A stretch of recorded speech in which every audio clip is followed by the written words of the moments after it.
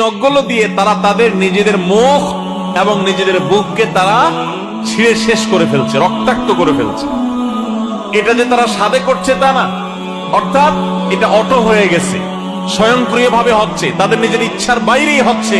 নিজের শরীরকে নিজে, ছোট ছোট বাচ্চা যেরকম নিজে না বুঝে খামচি দিয়ে নিজের চেহারাকে লাল করে ফেলে, রক্তিম করে ফেলে, ঠিক এমনি ভাবে জাহান্নামীদের মধ্যে কিছু জাহান্নামী তারা তাদের নিজেদের ধারালো এবং তামার তৈরি লোভ দিয়ে আল্লাহ তাআলা তাদেরকে শাস্তি দিবেন, যে অটোমেটিক তাদের নিজেদের মুখ, তাদের বুককে তারা ছিঁড়ে ফেলবে, রক্তাক্ত হবে, জ্বলতে থাকবে, ব্যথায় কাতরাতে থাকবে, আবার করতে থাকবে, এটা তাদের হাতে থাকবে না।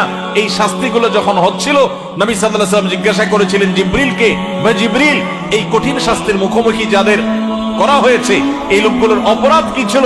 তখন জিবরিল নবী সাল্লাল্লাহু আলাইহি ওয়াসাল্লামকে জানিয়েছেন, এদের অপরাধ ছিল তারা দুনিয়াতে মানুষের পেছনে গীবত করে বেড়াতো।